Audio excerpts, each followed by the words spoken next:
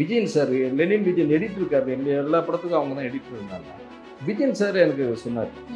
அப்போ வேறு ஏதோ படத்துக்கு முடிச்சுட்டு, சார் இந்த மாதிரி நான் தேடிட்டு இருக்கேன்னு தெரியும், நீங்கள் வாங்க நல்ல ஒரு ஆர்டிஸ்ட் இருக்காருன்னு சொல்லி நான் அப்போ போனேன். ஆசை படத்தில் ஒரு பாட்டு வரும், கொஞ்ச நாள் பொறுத்தலைவா, ஆனந்த விராகத்தில் இவருக்கு பாடியிருப்பார் நம்ம ஹரிகரன்.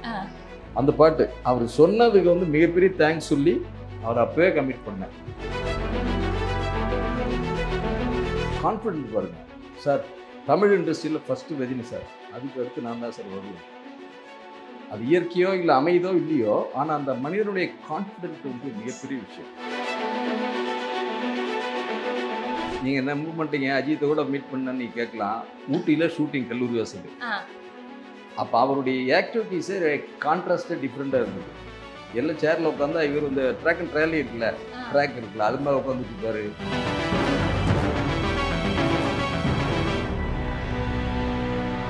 நான் இந்த நீங்கள் பத்மபூஷன் கிடத்துக்கு அன்னைக்கே வாழ்த்துக்கள் கொடுத்தேன். 30 வருஷத்துக்கு முன்னால் அப்பயே சொன்னேன் நான், எனக்கு தெரியும் அது.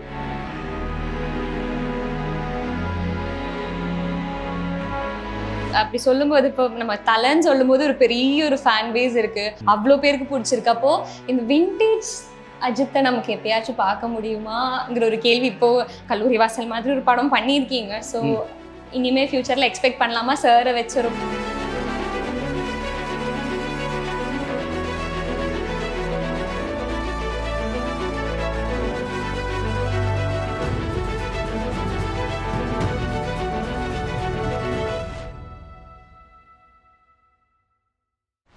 வாவ் தமிழா நேயர்களுக்கு வணக்கம்.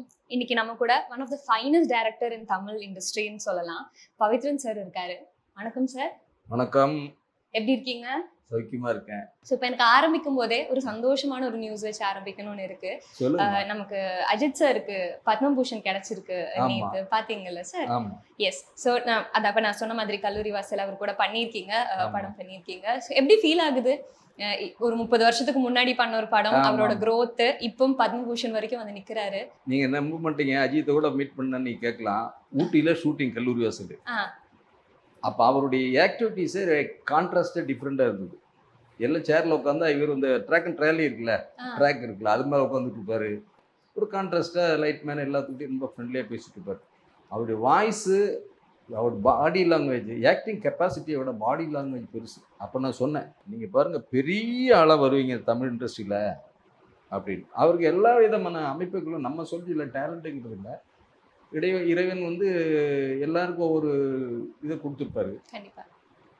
அதே மாதிரி அஜித்துக்கு எல்லாமே இயற்கையாக அமைஞ்சு போச்சு. நீங்கள் எந்த ஏங்கிளில் அவர் ஃப்ரேமில் க்ளோஸ்அப் வச்சாலும், நான் இந்த நீங்கள் பத்மபூஷன் கிடத்துக்கு அன்னைக்கே வாழ்த்துக்கள் சொல்லிட்டேன். 30 வருஷத்துக்கு முன்னால் அப்பயே சொன்னேன் நான், எனக்கு தெரியும் அது. இதெல்லாம் முடிஞ்சு அதுக்கு பிறகு வந்து இப்போ ஒரு 5-6 வருஷத்துக்கு முன்னால் இங்கே காமராஜர் அவங்கள அவர் ஏதோ ஷூட்டிங் ஆக்சுவலாக வேற ஒரு ப்ரோக்ராமாக ஏதோ பேச போகும்போது பேசினேன்.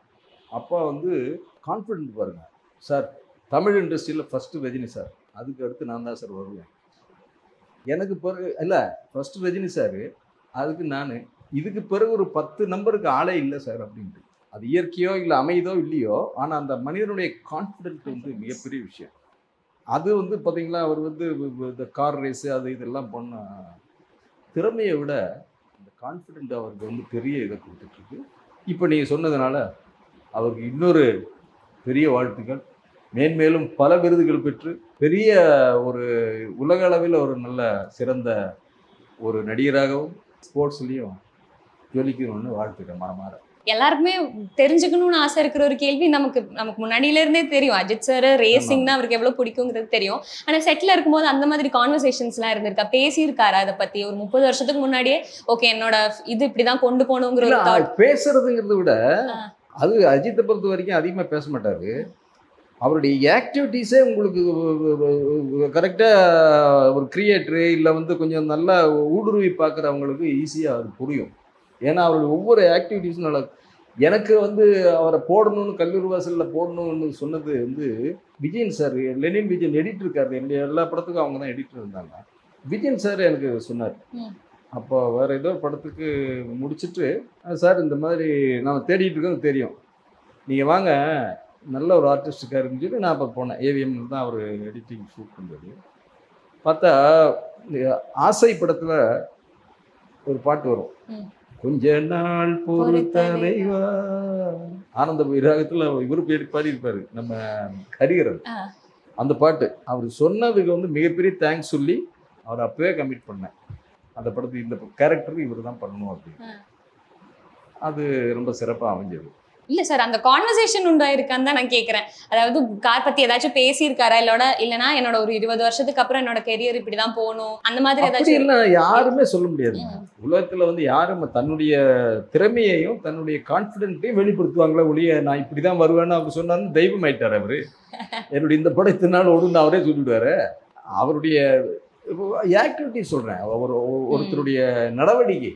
மியூசிக் டைரக்டர் இளையராஜா சாருடைய முதல் படத்திலேயே வந்து எல்லாம் சொல்ல ஆரம்பிச்சிட்டாங்களே அந்த மாதிரி.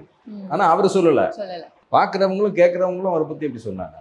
அப்படி விரல் விட்டு எண்ணக்கூடிய சில கலைஞர்கள் தான் இருப்பாங்க. அப்படி சொல்லும்போது இப்போ நம்ம தலைன்னு சொல்லும்போது ஒரு பெரிய ஒரு ஃபேன் பேஸ் இருக்கு, அவ்வளோ பேருக்கு பிடிச்சிருக்கு. அப்போ இந்த விண்டேஜ் அஜித்தை நமக்கு எப்பயாச்சும் பார்க்க முடியுமாங்கிற ஒரு கேள்வி, இப்போ அந்த ஒரு கியூட்டான ஒரு லவ் ஸ்டோரி அந்த மாதிரி ஒரு அஜித்தை நமக்கு பார்க்க முடியுமாங்கிற ஒரு ஆர்வம் எல்லா ஃபேன்ஸுக்குள்ளேயும் இருக்கு. ஸோ கல்லூரி வாசல் மாதிரி ஒரு படம் பண்ணியிருக்கீங்க. ஸோ இனிமே ஃபியூச்சர்ல எக்ஸ்பெக்ட் பண்ணலாமா சாரை வச்சு ஒரு? இல்லைங்க, இப்போ கன்ஃபார்மா இது எதுக்கு நம்ம மூசுதிக்கா பேசுறது? இப்பெல்லாம் அவர் டேட்டும் கொடுக்க மாட்டாரு, அவருடைய சிச்சுவேஷன் வேற. எல்லாம் ஒரு காலங்கள் தானே, எல்லாம் ஒரு பீரியட் இல்லையா? ஆரம்ப கட்டத்தில் இருந்து அஜித் இன்னைக்கு இல்லைல்ல. அதே மாதிரி விஜயை வச்சு கூட நம்ம படம் பண்ணியிருக்கோம். அவங்க அப்பாட்ட நான் அசிஸ்டன்ட் டைரக்டர், சேசிக்கிட்ட காலங்கள். இன்னைக்கு எனக்கு அவங்க பாயிண்ட் ஆஃப் வியூவில் திங்க் பண்ணுறது கமர்ஷியல். இது திஸ் இஸ் நாட் ஜோக் எல்லாம் கிடையாது. நம்ம எதிர்பார்க்கலாமான்னு உங்களுக்கு சொல்லி போட்டு முழுவதும் இருக்க தமிழர்கள் பார்க்குறாங்க. ஏன் வந்து அவங்கள்ட்ட ஒரு பொய்யை சொல்லணும்? கண்டிப்பாக நடக்குது. Okay sir. ஆமா, இருந்தா ஒரு கேள்வி, ஒரு ஆர்வமான ஒரு கேள்வி இருந்துச்சு. ஓகே, சோ இனிமே நமக்கு பவித்ரன் சாரோட ஒரு கொஞ்சம் ஃபிளாஷ்பேக்கு போலாம். பொள்ளாச்சியில இருந்து வந்த ஒரு டைரக்டர். ஸோ பொள்ளாச்சியில இருக்கும்போது பவித்ரன் சாரோட சினிமா பார்வை எப்படி இருந்துச்சு? அதுக்கப்புறம் சென்னை வந்தப்போ அது எப்படி அது சேஞ்ச் ஆகிருக்கு? ஏன்னா அந்த ஒரு புரிதல் உங்களுக்கு பொள்ளாச்சியில இருக்கும்போதே இருந்திருக்குமா, இண்டஸ்ட்ரிக்கு தான் இருந்திருக்குமான்னு தெரியாதுல்ல. ஸோ அந்த சமயத்துல எப்படி இருந்துச்சு? அப்போ படிக்கும்போது நான் ரொம்ப கிரேசி, விளையாட்டுத்தனமான ஒரு கேரக்டர். என்னுடைய கேரக்டர் சினிமாவில் போய் டைரக்டர் ஆகணும் அது இதுங்கிறதெல்லாம் அப்போ கிடையாது. ஆனால் எல்லாரையுமே நக்கல் பண்ணுவேன். வசனகால பறவை ஆகட்டும், இந்து ஆகட்டும், எல்லா படத்துலையும் அந்த டச்சு அப்படியே இருந்துகிட்டு இருக்கோம். நான் ஒன்றும் பெரிய டைரக்டரை கலைக்கு மிகப்பெரிய சேவை செய்யணுங்கிற இடத்துலலாம் ஒன்றும் வரல. புரியுதுங்களா?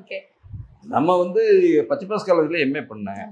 அப்படி பண்ணிட்டு இருக்க ஒரு நேரத்தில் அன்எக்ஸ்பெக்டா வந்து நம்ம பீட்டர் செல்வகுமார் தெரியும், அம்மன் கோயில் கிடக்கால படம் பண்ணாரு. தங்கப்பதக்கம் சிவாஜி சாருடைய படத்துக்கு அவர் தான் ஸ்கிரிப்ட். இப்படி நிறைய படங்கள் பண்ணோம். அப்போ அவர்கிட்ட இந்த மாதிரி பேசக்கூடிய வாய்ப்புகள் எனக்கு நிறைய விளையாடுறது. நம்ம பேசுவோம், அவருக்கு பயங்கர சிரிப்பாக சிரிச்சுட்டு நாங்களும் என்ஜாய் பண்ணோம். அப்படிங்கிற சுச்சுவேஷன்ல ஏப்பா அடுத்த வாரம் ஷூட்டிங்ப்பா, நீ வாப்பா கூட அப்படின்னாரு. நியாயம் ஒன்றுன்னு 6 ஹீரோயின், அர்ஜுன் தான் அதில் ஹீரோ. ஊட்டியில் போய் ஷூட்டிங்கு ஒரு 10 நாள் 15 நாள் ஆனோடனே நமக்கு வந்து அந்த ஆக்டிவிட்டீஸே எனக்கு பிடிக்கல. 15 நாள் ஷெட்யூல் விட்டுட்டு பேச வந்துட்டேன். ஆமாம்.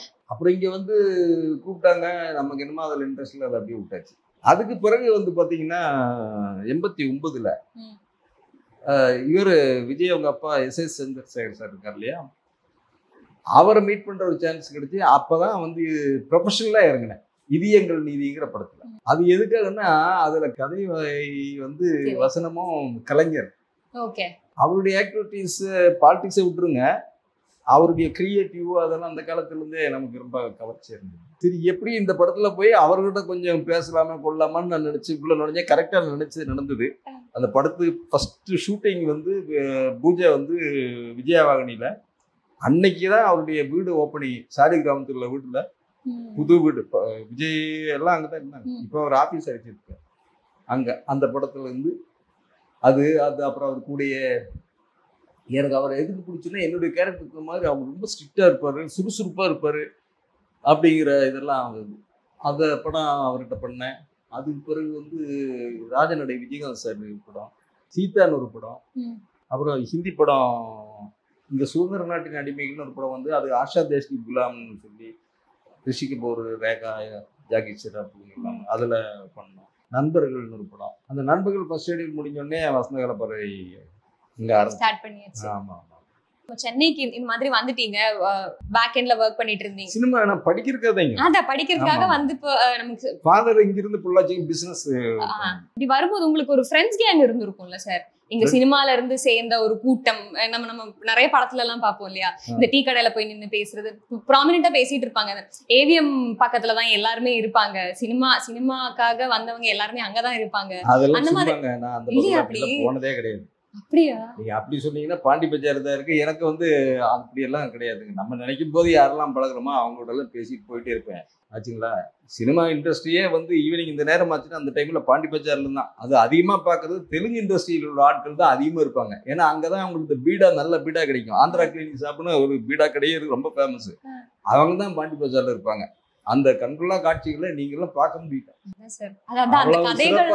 சென்னைன்னா அந்த அளவுக்கு சிறப்பு. ஆல் இண்டஸ்ட்ரீஸ், தமிழ், கன்னடா, தமிழ் தாய், கன்னடா, மலையாளம், தெலுங்கு எல்லாம் ஒரு ஆளாக கலந்துக்கிட்டாங்க. அவங்கவுங்க ஸ்டேட்டுக்கு போயிட்டாங்க. மலையாளம், கன்னடா, ஃபர்ஸ்ட் கன்னடா, அப்புறம் மலையாளம், அப்புறம் 94 தெரிஞ்சிச்சு. நம்ம படத்துக்கு பூஜைக்கு வருவார் ஒரு ராமநாயுடு. அவங்க அவர் தான் சொன்னார், எப்போ ஒரு ஸ்டுடியோ ஆரம்பிக்கிறோம் ஹைதராபாத், நீ வா அப்படின்னு கூப்பிட்டு போனார். அப்போ வெறும் பாறை மாதிரி இருக்கும் அந்த ஃபிலிம் நகர். ஃபிலிம் நகர் வெறும் பாறை. இந்த இடத்துல நம்ம ஸ்டுடியோ வருதுன்னு காட்டினாரு. இன்னைக்கு அந்த இடம் இவ்வளோ பயங்கரமா இருக்கு. அத்தனை பேரும் அங்கே போயிட்டாங்க. அது எனக்கு ஒரு வருத்தம் தான். ஏன்னா கலை நுணுக்கத்தோடு அவங்க செயல்படுவாங்க. அத்தனை பேர் இங்கே தானே இருந்தாங்க. சிரஞ்சீவி ஆகட்டும், அல்லு அர்ஜுன், பத்மாலயா ஸ்டுடியோ, மகேஷ் பாபு, அவர் மகேஷ்ல இங்கே தான் படித்தாங்க. சிவாஜி கணேஷ் சாருடைய வீட்டுக்கு ஆப்போசிட்ல தான் மகேஷ் பாபுடைய வீடு.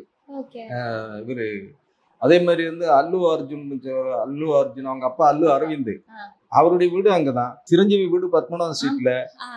மோகன் பாபு வீடு வந்து இந்த இது பாருங்க, தேவி ஸ்ரீதேவி ப்ரொஜெக்ஷன் தியேட்டர் டி நகர்ல அங்க ஆப்போசிட். அத்தனை பேர் இங்கதான் இருப்பாங்க. அவ்வளவு ஹாப்பியா இருக்கும் அவங்ககிட்ட பேசுறதும் செயல்படுறது எல்லாமே.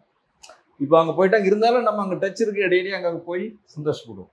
அதான் சார், அது மாதிரி ஏதாச்சும் ஒரு மொமெண்ட் இருக்கா உங்களுக்கு? நான் ரொம்பவே ஒரு என்ஜாய் பண்ண ஒரு காலகட்டம்னு இருக்கும்ல. நம்ம டைரக்டரா வரதுக்கு முன்னாடி, இப்போ வசந்த கால பறவைகள் முன்னாடி ஒரு காலம் இருக்கும் இல்லையா, நீங்க அசிஸ்டன்ட் டைரக்டராவோ அந்த ஒர்க் பண்ணிட்டு இருக்கும்போது மறக்க முடியாது இந்த மாதிரி எல்லாம் எனக்கு இருந்துச்சு. டைரக்டர் ஆனதுக்கு அப்புறம் அப்படி எல்லாம் இருக்க முடியல, அந்த மாதிரி ஏதாச்சும் இருக்கா? அப்படி இப்ப அதை விட பயங்கரமா இல்ல, ஹாப்பியா இருக்கும். அசிஸ்டன்ட் டைரக்டரா இருக்கும்போது ஹாப்பி தான், படிக்கும் போது ஹாப்பியா தான் இருந்துட்டு இருந்தோம். நம்ம எப்பவுமே ஹாப்பி தான். உங்களுக்கு சொல்றேனே, நான் படிக்கும் போது பிஏ வந்து கோயம்ஸ் கவர்மெண்ட் காலேஜ்ல பண்ணேன். அப்ப அங்க வந்து இந்த இது ஸ்போர்ட்ஸ் டே நடக்கும் பாருங்க, பெரிய கிரவுண்ட் கவர்மெண்ட் காலேஜ்ல ரேஸ் கோர்ஸ்ல இருக்கு.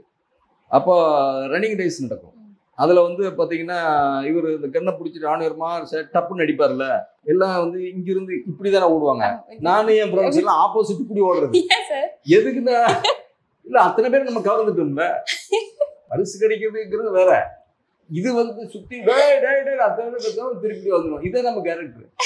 படத்துல இந்த மாதிரி ஏதாச்சும் படத்துல எல்லாமே அப்படிதானே. இல்ல நீங்க எந்த சீன் எடுத்தீங்களான்னு காட்டுறது. இந்து படத்துல பாத்தீங்கன்னா அப்படியா இருக்கும், வசந்த பறவையில அப்படியா இருக்கும்.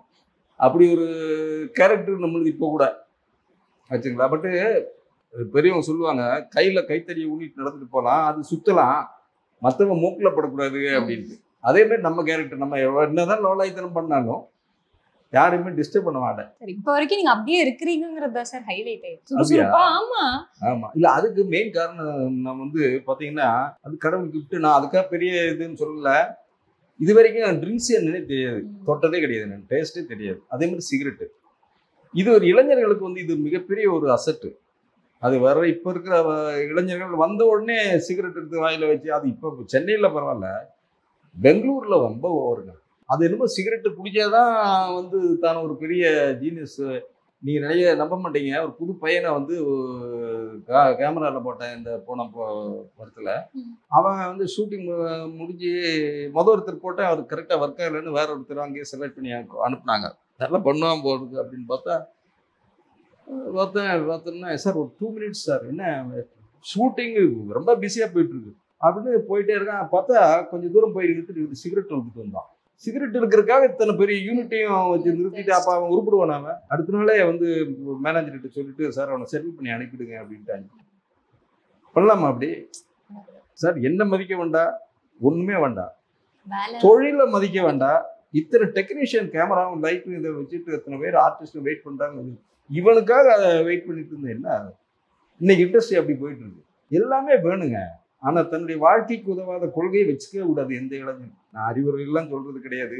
பார்த்து இப்படியே ஃபீல் பண்ணிட்டு போயிட வேண்டியது இல்லையா? கண்டிப்பா சார். அடுத்து இப்ப எனக்கு எஸ்எஸ்சி சார் பத்தி கண்டிப்பா கேட்டாகணும். எஸ்எஸ்சி சார் கூட ஒர்க் பண்ணிருக்கீங்க. அதுக்கப்புறம் இப்ப நமக்கு விஜய் சார் கூட படம் டைரக்ட் பண்ணலைனாலும் அவருக்காக கதை எழுதிருக்கு. செல்வா படம். ஆமா, சொந்த படம். படம். சோ அப்பா கூடயும் ஒர்க் பண்ணிருக்கீங்க, பையன் கூடயும் ஒர்க் பண்ணிருக்கீங்க. பையன் கூட சொல்றத முதல்ல சொல்லிடுறேன். ஆக்சுவலி இந்த டேட் வந்து பவித்ரன் டேட் கொடுத்தேன்னு சொல்லி அவர் எனக்காக தான் கொடுத்தாரு. நான் தான் டைரக்ட் பண்ணுவேன். ஓகே.